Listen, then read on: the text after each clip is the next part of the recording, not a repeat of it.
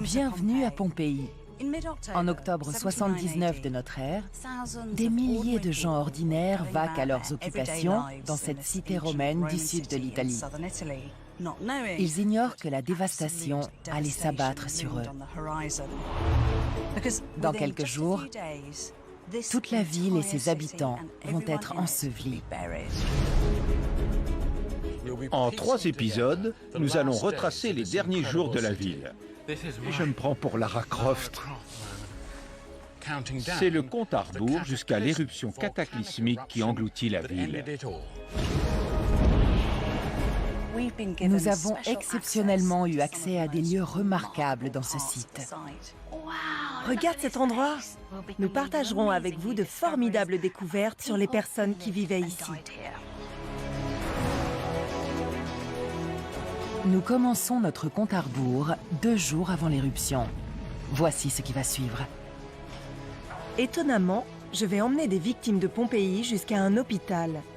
Pour la première fois, une autopsie sera réalisée sur eux par scanner.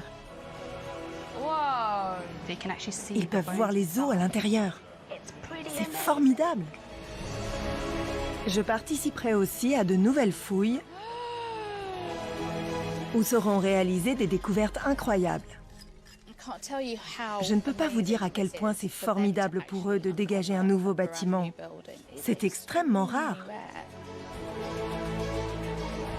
J'ai accès à des parties réservées de Pompéi où l'on peut découvrir ce qu'était la vie avant la catastrophe. C'est un monde de luxure et de violence. Une immense clameur devait monter des tribunes.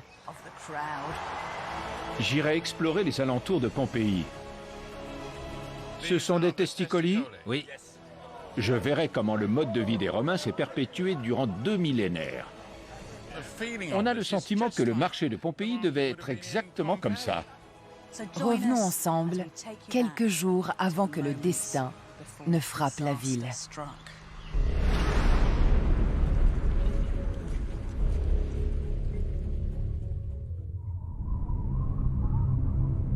24 octobre 79 de notre ère. Le Vésuve, un volcan en sommeil depuis 700 ans, se réveille. À midi, la montagne explose, libérant plus d'énergie qu'une bombe atomique. En 24 heures, la ville de Pompéi sera engloutie, sans un seul survivant.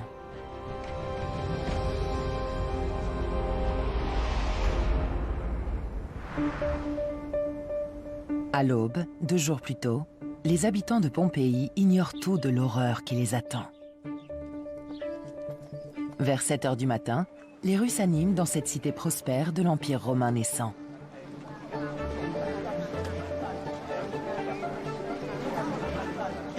Les rues se remplissent d'un chaos de véhicules aux roues cerclées de fer.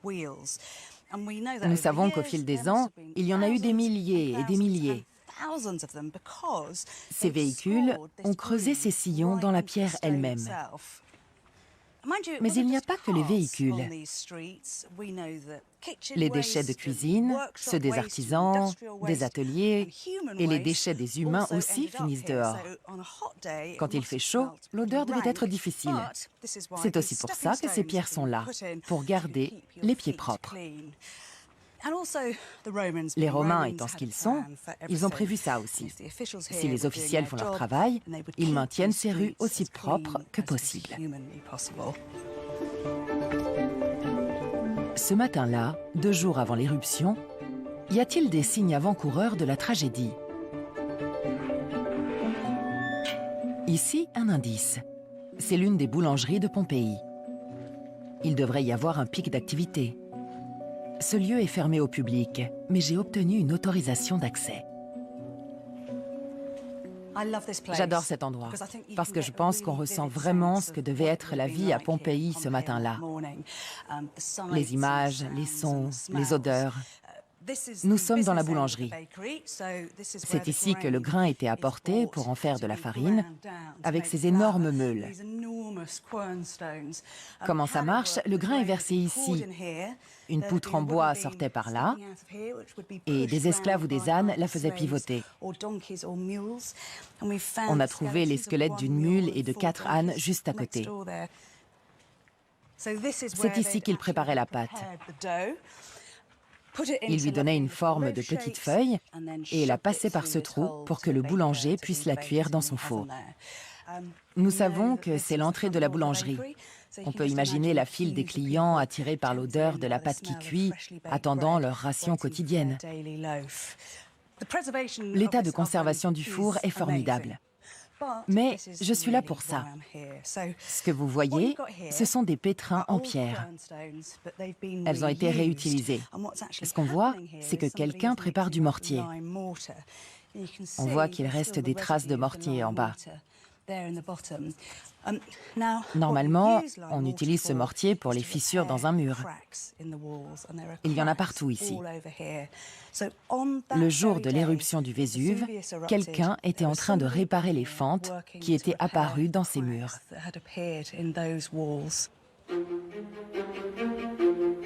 Les dégâts de ce genre que l'on trouve à Pompéi montrent que des séismes ont secoué la ville vers la fin. On a découvert plus tard que ces séismes sont liés au réveil du volcan. Pompéi était une ville marchande typique à 200 km de Rome, tout près du centre de l'empire le plus puissant que le monde ait connu. Mais elle avait le malheur d'être située sur la pire zone sismique d'Europe. Durant le 1er siècle, les environs de Pompéi étaient le terrain de jeu de l'élite romaine. L'endroit était parsemé de villas d'agrément. Les demeures dans la vieille ville donnent un aperçu de la vie luxueuse qui bourdonnait juste avant l'éruption. Raksha va explorer une villa que l'on attribue parfois à Tiberius Verus, un des hommes les plus riches et puissants de la ville. Il est très rare d'avoir accès à la maison de Verus. Elle est normalement fermée au public, mais je vais y entrer. Ce matin-là, 2 jours avant l'éruption, Verus s'est peut-être promené sous le portique de son jardin. Peut-être avec un verre de vin près de la fontaine ornementale. Waouh! Regardez cet endroit! Ou bien il s'est détendu dans ces termes. Mais Verus semble s'être diverti d'une autre façon. Nous voici dans l'une des nombreuses salles à manger de Verus. Mais c'est une partie très privée de la maison. Elle est dans un coin reculé. Et on peut imaginer que, 2 jours avant l'éruption, il partageait un repas avec ses amis, allongés, tandis que les esclaves servaient la nourriture. Mais ce n'est pas ce qui nous intéresse. Nous allons voir quelque chose de particulier.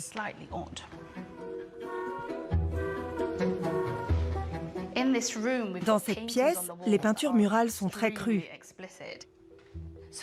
On pense donc que c'est une salle dédiée au sexe. Mais l'étrangeté, c'est ce trou rectangulaire. On pense qu'il y avait une plaque de métal de chaque côté, avec une porte pour ouvrir et fermer. Quelqu'un devait sans doute ouvrir cette porte.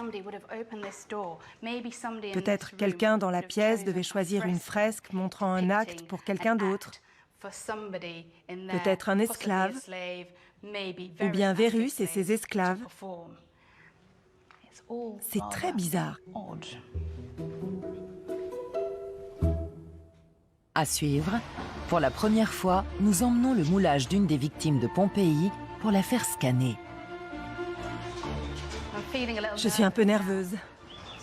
C'est un travail délicat. Bon sang. Et John cherche des échos de Pompéi dans la Naples moderne. C'est pareil, c'est de l'histoire vivante, non? Nous suivons le compte à rebours juste avant que le drame ne frappe cette ville remarquable. Près de 2000 ans plus tard, nous en apprenons toujours plus sur la vie à Pompéi avant que l'éruption du Vésuve ne tue des milliers de gens. Depuis le début des fouilles en 1748, les archéologues ont évacué les débris volcaniques, dévoilant une cité romaine entière figée dans le temps. Pompéi a une superficie d'1,5 km², comme Londres au Moyen-Âge. Ces rues maillaient la ville en pâté de maisons appelées insulae. En leur centre étaient les maisons, construites autour de jardins privés. En dehors se trouvaient des petites maisons, des boutiques et, mais oui, des fast-foods. 2 jours avant l'éruption, à midi, la plupart des Pompéiens devaient chercher à déjeuner. L'archéologue Kevin Dickus me laisse entrer dans une boutique. Nous sommes sur la rue de l'Abondance, la rue principale de Pompéi. Venez, il y a des panneaux de protection, mais nous avons une autorisation. Une autorisation? C'est super! Des toiles d'araignée? Personne n'est entré depuis longtemps? Personne ne vient ici d'habitude, ça protège le lieu. C'est un très bon exemple de thermopolium. C'est une sorte de fast-food où les gens venaient chaque jour. S'il n'y a pas de cuisine à la maison, c'est comme ça qu'on mange. Formidable! Quelle cuisine servait-on ici? Il faut imaginer le régime méditerranéen, beaucoup de verdure, des fruits, des légumes, de la viande et des fruits de mer. Derrière, c'est manifestement là qu'étaient rangés les ingrédients bruts. C'est ça. De l'huile et du vin. Oui, c'est ça. Les aliments, le vin et l'huile étaient apportés avec ça. On les vidait, on cuisinait, puis les repas allaient dans ces bassines pour être servis. C'est sans doute les dernières portions alimentaires avant que le Vésuve n'ensevelisse tout. On voit encore les débris volcaniques. C'est de la cendre? Ce sont des cendres du volcan. C'est vraiment le résultat de l'éruption. Ces jarres étaient exactement à cet endroit. Une centaine de ces fast-foods ont été trouvés à Pompéi, toujours avec le même comptoir en L. Pour avoir une idée de l'aspect de ces lieux, John Sergeant est allé à une vingtaine de kilomètres d'ici, à Naples. Comme l'ancienne Pompéi, c'est une ville survoltée avec de très grandes inégalités. C'est pour ça que je suis là. De nombreux détails de la vie pompéienne que nous avons découverts dans les ruines se retrouvent dans la Naples actuelle.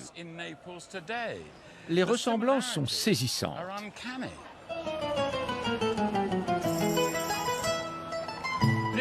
Spaccanapoli, la rue principale, traverse le centre de la vieille ville comme une flèche, comme la rue de l'Abondance à Pompéi.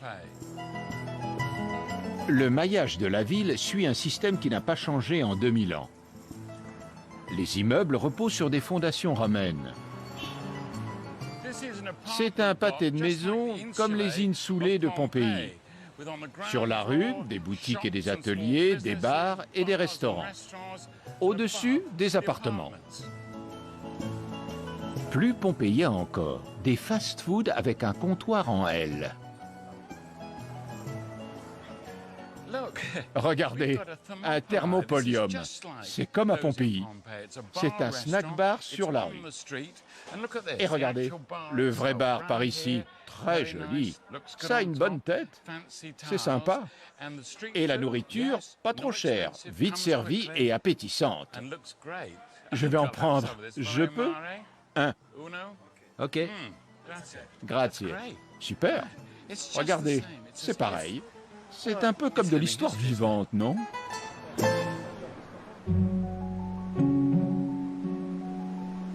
Ces échos de l'époque romaine perdurent à Naples parce qu'elle a survécu à l'éruption de 79. Contrairement à Pompéi, sur l'autre face du Vésuve, qui a été rayée de la carte. Nous savons que des séismes ont frappé la ville avant la catastrophe. 2 jours avant l'éruption, les habitants de Pompéi pouvaient-ils savoir quel danger les menaçait? Raksha cherche à le savoir. Bonjour Francesca, ravie de vous voir. Je suis ravie aussi. Francesca Bianco dirige ce centre de contrôle de haute technicité qui guette les signes d'une éruption possible du Vésuve. Je suis un peu inquiète. C'est quoi? On dirait que tout s'affole. Dois-je avoir peur? N'ayez pas peur, ce sont des quarts. Vraiment? Ce sont juste des quarts? Oui, oui, ce n'est pas du tout la même forme qu'un séisme. Les quarts de touristes sont détectés par les capteurs sismiques sur les pentes du Vésuve. Cette surveillance constante est nécessaire, car une importante éruption est possible à tout moment. 3 millions de personnes vivent aujourd'hui dans cette zone. C'est le Vésuve. Les points oranges sont les séismes que nous avons enregistrés le mois dernier. Les rouges sont ceux de la semaine dernière. C'est énorme!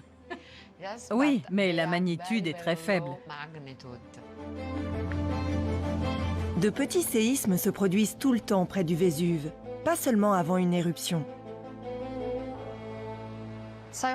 À quel point les Pompéiens ont-ils été surpris quand l'éruption s'est produite? À l'époque, le Vésuve était couvert de végétation. Il y avait des arbres, de l'herbe. En le voyant, personne ne devinait que c'était un volcan. Quand le magma remonte, il casse la roche et produit des séismes. Mais ils ne savaient pas que c'était un séisme en relation avec un volcan qui se réveillait. C'est sidérant que 2 jours avant l'éruption, des gens à Pompéi ne réalisaient pas qu'ils vivaient à côté d'un volcan actif. Ils n'avaient pas idée du danger. Vous pensez qu'ils ont continué de vivre en pensant que c'était un séisme ordinaire? Oui, oui, bien sûr. C'est pour ça qu'il y a eu tant de morts. Vu les 1500 corps retrouvés jusqu'ici, on estime que 3000 personnes sont mortes. Nous allons réaliser une extraordinaire autopsie de ces victimes. Ce sont les moulages de Pompéi. Des gens dont les derniers instants ont été figés dans le temps par l'éruption qui les a tués. Mais ce ne sont pas des corps pétrifiés. Ce ne sont pas des moulages antiques. Quand les Pompéiens sont morts, leurs corps ont été recouverts de cendres et de débris volcaniques. Au fil du temps, les corps se sont décomposés, laissant un vide. Plus tard, les chercheurs ont rempli le vide avec du plâtre. Ils ont réalisé d'impressionnantes et saisissantes versions en plâtre des hommes, femmes et enfants rendant leur dernier souffle. Ils ont une forte puissance évocatrice. Des théories sont nées sur ces gens, qui ils étaient et comment ils sont morts. Certains sont même devenus célèbres, avec des noms comme le muletier.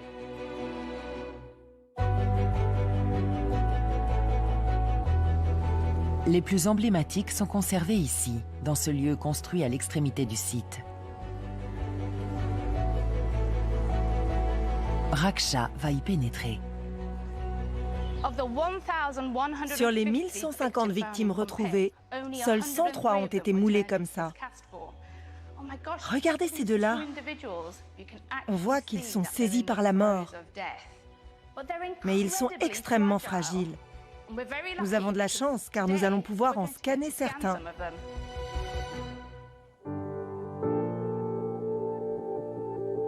Nous avons eu l'autorisation de prendre 2 de ces précieux moulages pour les scanner à l'hôpital. Le scanner nous permettra de voir à travers le plâtre si le squelette des victimes est encore là. Si oui, la médecin légiste archéologue Estelle Laser de l'Université de Sydney pourra analyser les os et définir l'âge de la victime, son sexe et peut-être la cause de sa mort. Le premier moulage que nous allons scanner est appelé le Maure. Certains pensent qu'il vient d'Afrique, peut-être un esclave ou un gladiateur.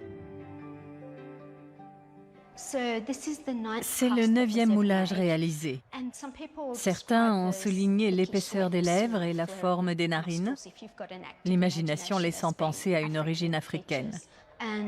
Cette personne a été trouvée avec une barre de fer. Ça nous laisse penser qu'elle a servi à tenter de s'échapper. Ils devaient s'abriter dans un endroit que les cendres et les débris ensevelissaient et ils essayaient de se dégager. On pense aussi que cette personne est nue de la taille aux pieds. Eh bien, il y a une bosse ici.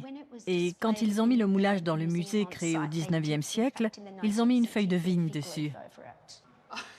Par pudeur. Exactement. D'accord. Le deuxième moulage que nous scannerons aujourd'hui est appelé numéro 10, simplement.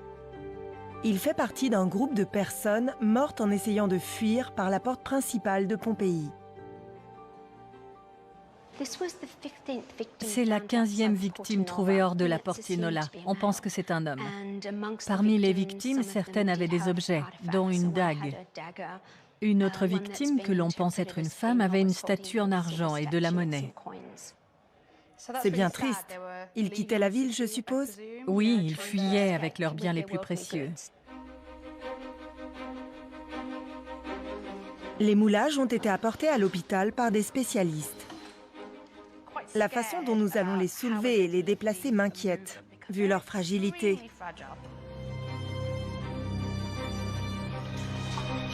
Je suis un peu nerveuse. C'est un travail délicat.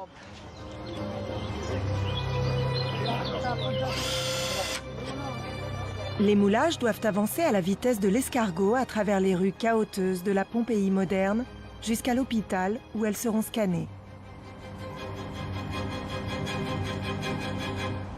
À suivre, de nouvelles découvertes étonnantes qui nous diront ce qui s'est passé 2 jours avant l'éruption. Des fouilles remarquables mettent au jour une zone de Pompéi ensevelie depuis près de 2000 ans. Pour eux, découvrir un nouveau bâtiment est extrêmement rare. Ce sont des testicolis? Oui. John participe à un banquet. Et l'excitation est à son comble au moment de scanner les moulages. Les bras sont dans une position qui les empêche d'entrer dans la machine. On se demande comment faire pour ne pas abîmer le moulage.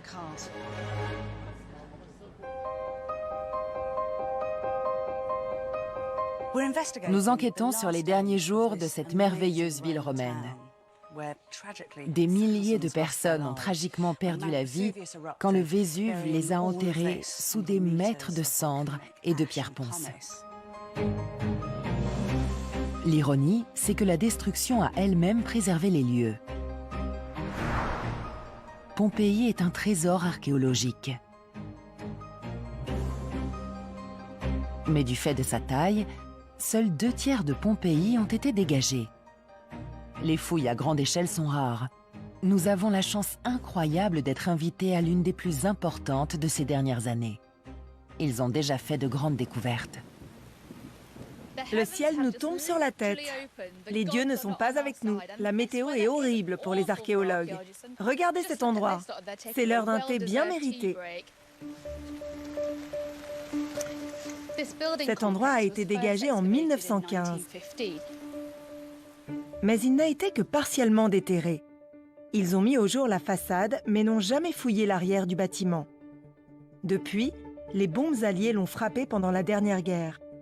Plus récemment, en 2010, un glissement de terrain en a réenseveli une partie. On voit bien que le niveau du sol est à cette hauteur. Il doit y avoir 5 mètres. Ils ont dû descendre progressivement ici pour pouvoir fouiller ce site. Les archéologues supposent que ce doit être un important bâtiment militaire.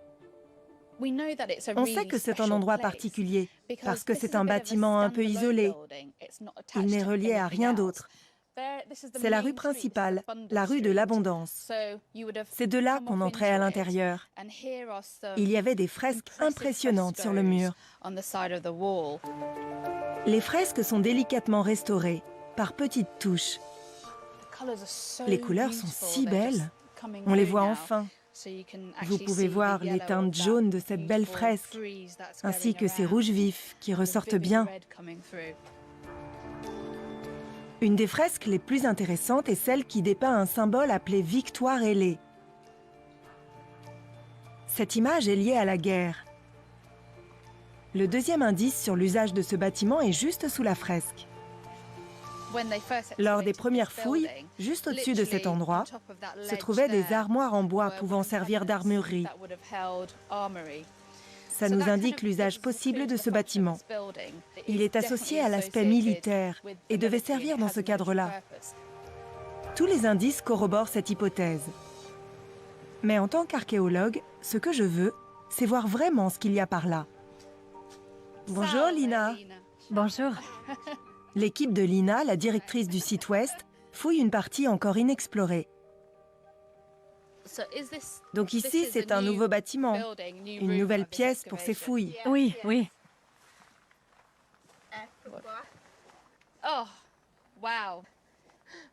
Très, très beau. On peut vraiment voir l'inscription sur le côté. Elle doit pouvoir nous dire ce qu'il y a dans l'amphore. On peut rarement voir tout ça en Angleterre. C'est un vrai plaisir pour moi.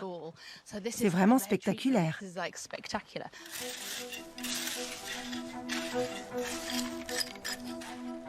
Il n'y en a pas qu'une. En fait, plein de récipients et d'amphores sont déterrés en ce moment. Beaucoup sont intacts. Ils reposent tels qu'ils étaient en ce jour fatidique. Il y a de grosses pièces ici. Elles sont pleines d'huile d'olive. Empilées dans le coin, nous avons de la vaisselle pour le vin. Et là, c'est la fameuse sauce de poisson fermentée que les Romains appelaient garum. Les différentes formes indiquent différents contenus. Elles sont ordinairement fermées au sommet. On ne les ouvre que pour se servir. C'est vraiment extraordinaire pour eux de dégager tout un nouveau bâtiment. C'est extrêmement rare. À quel point étiez-vous excité avec votre équipe quand vous avez dégagé ça? Très surpris, heureux, très satisfait de la découverte. Ça ne m'étonne pas. Je le serais aussi. Je serais si contente de découvrir ça. Ah oui. Mais il est facile, dans l'euphorie, d'oublier que ces découvertes ne se font que grâce à une tragédie qui a eu lieu 2000 ans plus tôt. Ce sont les pierres ponces qui ont été projetées en premier par l'explosion du volcan. C'est ce qui tombait sur la tête des gens, brûlantes, fondantes. Elles ont recouvert ces bâtiments en un instant. C'est une pensée glaçante.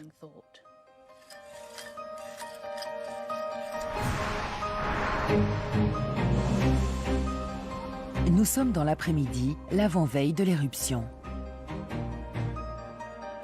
Beaucoup de Romains travaillaient 6 heures par jour, commençant à l'aube et s'arrêtant à midi. L'après-midi était pour les loisirs.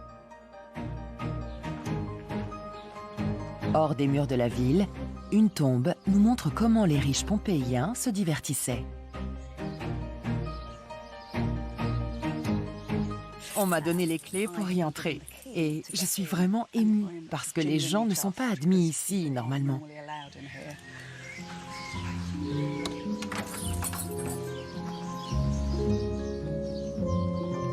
Dans la tombe, les fresques dépeignent des scènes de la vie du propriétaire. On peut voir une scène de banquet. Quelqu'un tient une belle corne à boire et un esclave porte un plateau de nourriture. C'est sans doute l'image d'un des repas qu'il appréciait. Il y a une belle table couverte des mets les plus fins que l'on puisse trouver. Mais regardez-là. La tombe est aussi décorée d'un combat de gladiateurs. Probablement pile au moment où ce malheureux gladiateur va mourir. Ça nous montre à quel point la mort violente était au cœur de la société romaine.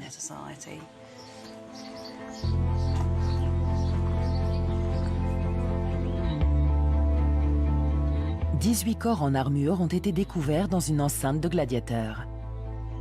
Il est possible que des jeux aient eu lieu l'avant-veille de l'éruption. Voici l'amphithéâtre de Pompéi. C'est le plus ancien amphithéâtre romain existant dans le monde. Il a été construit au moins 150 ans avant l'éruption du Vésuve. Il pouvait accueillir 15 000 spectateurs qui gravissaient ces marches pour voir les combats de gladiateurs. C'est par ce tunnel que les gladiateurs entraient dans l'arène.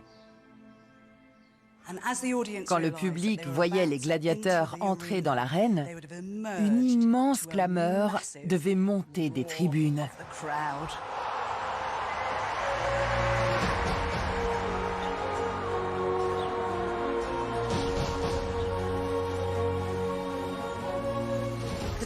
En vérité, ce qui se passait là n'a rien à voir avec les films hollywoodiens. C'était très mesuré. Il y avait des arbitres et des pauses musicales. D'après de récentes recherches, on estime qu'un gladiateur survivait à une dizaine de combats avant d'être tué.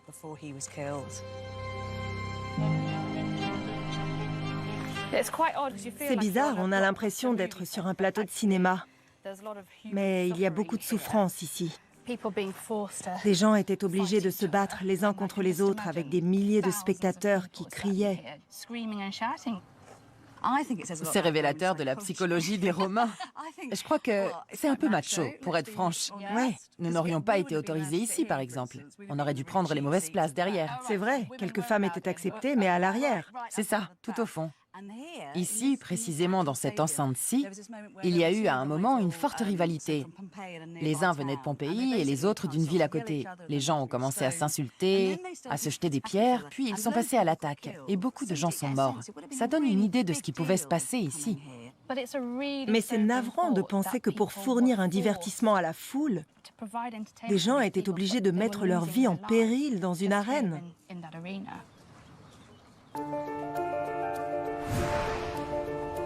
Après un après-midi à applaudir les gladiateurs, les riches Pompéiens sont ramenés chez eux en chaise à porteurs par leurs esclaves. Magnifiquement conservés dans la cendre volcanique, leur palais nous donne un aperçu unique sur la façon dont l'élite de Pompéi passait le temps 2 jours avant l'éruption. Je peux marcher dans les pas d'une famille qui possédait l'une des plus grandes demeures de la ville, la maison au bracelet d'or. C'est formidable qu'on m'ait laissé explorer cette maison. Il faut faire très attention à certains endroits. Attendez que je passe ce pont. Nous ne connaissons pas réellement le nom des propriétaires, mais nous pensons qu'ils sont morts là. On a trouvé un groupe, un homme, une femme et 2 enfants. La femme avait un beau bracelet en or à son poignet, très précieux. Nous sommes presque certains que c'était la maîtresse de maison. Tôt dans la soirée, la famille et quelques invités auraient commencé à dîner. Ils auraient emprunté ce corridor pour aller au jardin.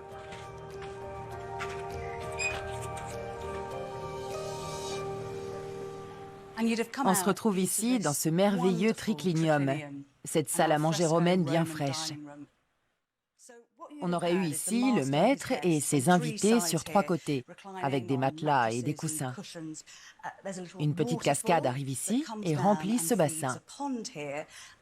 On pense que les esclaves faisaient passer les plats parmi les invités. Ce qui est vraiment bien, c'est que nous avons des preuves, grâce à la cendre volcanique, de ce que les hommes et les femmes assis ici ont pu manger ce soir-là, 2 jours avant l'éruption. Raksha est allé enquêter. Je suis sur la Via Consolare. Voici la maison d'un homme riche. Mais la particularité de la maison est à l'intérieur. Cette maison sert de laboratoire de recherche de Pompéi. Je voulais vous montrer la réserve. Elle déborde de trésors. Pas des trésors comme l'or ou l'argent. C'est la caverne d'Ali Baba des archéologues. Il y a des tonnes de nourriture ici. Il y a plein de semences, de l'orge, de l'épeautre.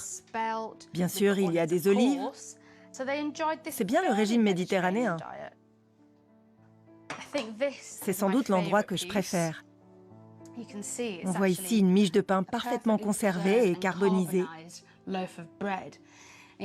On voit ici les petites parts. On imagine bien qu'ils allaient le rompre et le partager. C'est vraiment incroyable. Sur un site archéologique ordinaire, il est très rare de trouver des restes biologiques, des restes de nourriture. C'est vraiment particulier. Avoir toute une miche de pain parfaitement conservée, c'est sidérant. Avec ces indices archéologiques épatants, on peut recréer le genre de nourriture que les habitants de Pompéi mangeaient ce soir-là.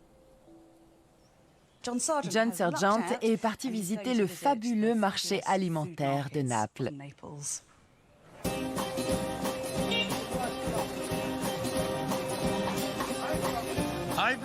Je suis invité à un banquet romain à Pompéi ce soir. Mais on m'a donné une liste d'ingrédients que je dois acheter dans ce marché. C'est le meilleur de Naples. Ça devrait aller. Je vais faire de mon mieux.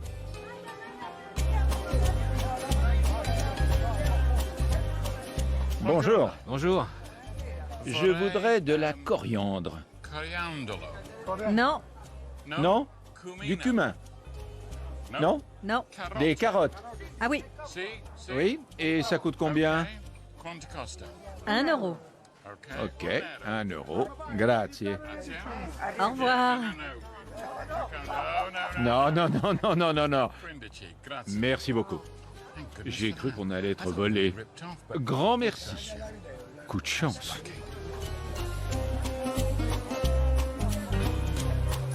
Ce qui est intéressant, c'est que c'est un marché de rue comme il y a 2000 ans. Sauf qu'il y a des choses que les Romains ne pouvaient pas avoir. Pas d'oranges. Ils avaient des pêches. Ils avaient des cerises, mais n'avaient pas de tomates. Vous imaginez? En Italie, pas de tomates? Non, elles viennent du Nouveau Monde. Pas de pâtes. Ça fait une sacrée liste. Pas de riz. Tant de choses qu'on trouve si italiennes n'étaient pas là il y a 2000 ans. Eh non, mais ils avaient du pain. Ok. Hé, chef! Ah oui, c'est lui le chef. Il faut l'écouter.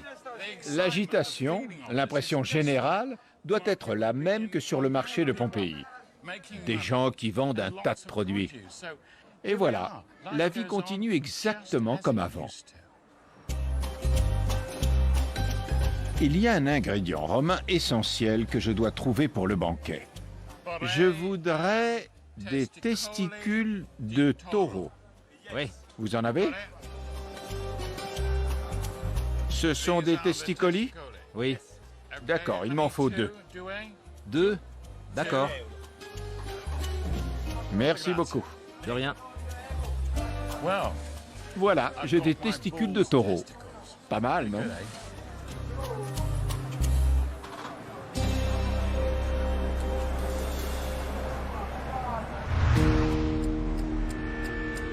Raksha et moi sommes à l'hôpital où nous allons scanner 2 des plus célèbres victimes de Pompéi. Plein de gens s'agitent par ici. Il y a beaucoup d'excitation. Le personnel de l'hôpital est venu et a donné de son temps. Ces moulages sont des célébrités à leur façon. Tout le monde a envie de les voir. Heureusement, nous avons pu les apporter en un seul morceau. On commence par le possible gladiateur africain, le Maure. Le problème, c'est que les bras sont dans une position qui empêche de les entrer dans la machine. Je ne sais pas si vous voyez, ils sont un peu comme ça, avec un angle. On discute pour voir comment faire sans abîmer le moulage. À cause des coudes, ils vont d'abord faire la partie du haut, puis ils vont le tourner et faire l'autre moitié. D'accord. Ce qui veut dire qu'on va rater la partie au milieu.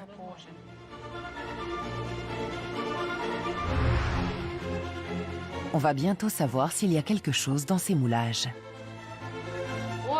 Voilà, c'est le squelette. C'est très intéressant. Le soir est tombé 2 jours avant la destruction de Pompéi. Plus tôt, nous avons vu que malgré les séismes, les habitants n'ont pas évalué le danger qui les menaçait. Ils se sont préparés pour le dîner.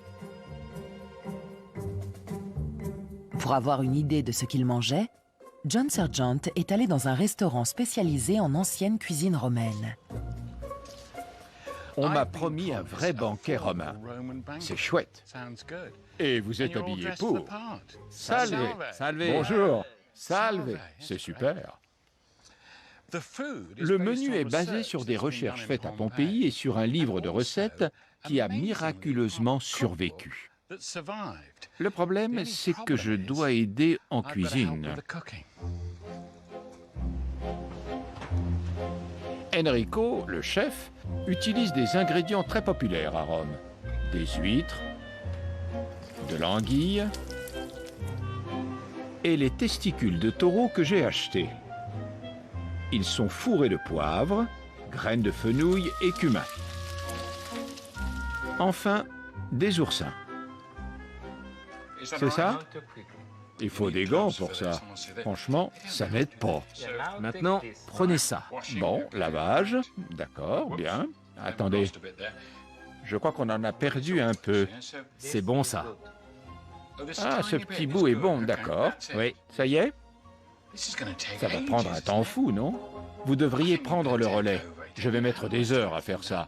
Vous devriez prendre ça en main. Moi, je vais me changer et on se voit après.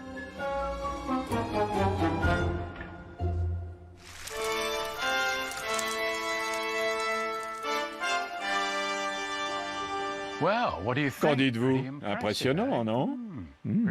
C'est super. J'ai toujours voulu être sénateur, alors voilà, j'y suis arrivé. Là, je veux mon dîner. Du vin? Oui, du vin rouge. Excellent. Bien. Voilà le ragoût de poisson. Excellent. Attendez, ce sont les testicules de taureau. Ah, l'anguille, c'est excellent. Merci. Bien, je commence par le ragoût de poisson. Oh, les petits oursins.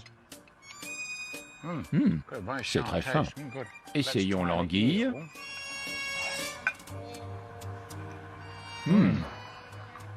Cette anguille, terrible. Bon, il faut que j'essaie les testicules. Mais bon, franchement, vraiment, allez, on y va.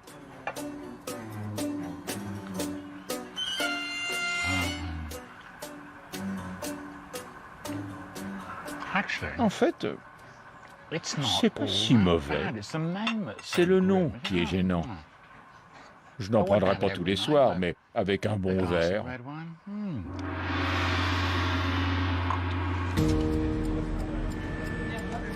Un peu plus tôt, nous scannions deux célèbres moulages de Pompéi, le Maure et le numéro 10. Si nous y trouvons des os, nous en saurons plus sur ces deux personnes.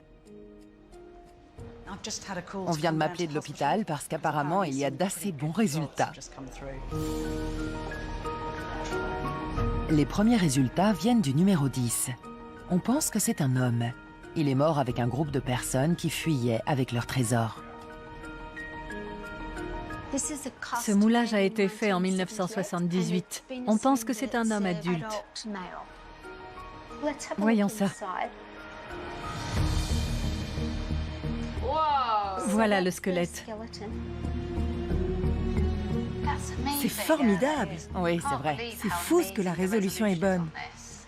C'est fantastique. Hein? On peut voir les côtes qui sont dans la position attendue. Là, c'est l'os de l'avant-bras qui est tombé dans la cage thoracique. Par rapport à ce qu'on savait de ce moulage, qu'est-ce que le scan nous a apporté? Eh bien, certains pensent que c'est un homme, mais l'os de la hanche ressemble plus à celui d'une femme. Ah mon Dieu! C'est très intéressant. Donc tout ce qu'on raconte à son sujet, quand on dit lui, il, on dit où vivait-il, que faisait-il, mais c'est peut-être une fille. Oui. Ensuite, le Maure. Un des plus célèbres moulages de Pompéi. On pense que c'est un esclave africain, peut-être même un gladiateur. On a sûrement inventé des choses à son sujet. Que pouvez-vous voir? Eh bien, voici un bout du bassin. Cet angle nous indique que ce doit être un homme. On voit qu'il y a encore du cartilage de croissance. Donc c'est un jeune. Nous ne sommes pas en présence d'un adulte. Tout le monde raconte que c'est un gladiateur, ou bien alors... Avec une barre de fer pour s'échapper. Oui, un esclave. Quel est son âge alors? Probablement une quinzaine d'années. Oh, c'est terriblement triste. Très triste. Et quand tout le monde raconte des choses en l'appelant le Maure, est-ce qu'il aurait possiblement une ascendance nord-africaine? Rien n'indique qu'il soit nord-africain. C'est incroyable. Pendant des décennies, on a raconté que c'était un Maure, que c'était un gladiateur. Et maintenant, vous dites que c'est juste un enfant. Cette découverte nous rappelle la tragédie que fut la destruction de Pompéi. Une catastrophe qui a lieu dans 24 heures, selon notre compte à rebours. Ce fut une formidable journée à Pompéi. Pour moi, le plus fascinant fut de voir l'intérieur de ces moulages et de découvrir tout ce qui nous reste à apprendre à leur sujet. T'es d'accord? Entièrement d'accord. Ce scanner était phénoménal. Et toi, John, qu'as-tu préféré? Pour moi, c'est le banquet romain. Ah oui, c'était comment? C'était intéressant. Tout mou? Oui, Tout mou. c'était formidable. C'est tout pour cette fois. Dans le prochain épisode, le compte à rebours continue avant le désastre. Nous pourrons étudier le plus célèbre moulage de Pompéi. Espérons qu'on n'abîmera rien. Rien ne sera abîmé, c'est impossible. Et j'irai dans les entrailles du Vésuve. C'est comme une descente aux enfers. Et je participerai à un rituel romain. À être romain. Et j'irai voir des tombes. Je me prends pour Lara Croft. Et je pourrai aller dans les réserves secrètes de Pompéi.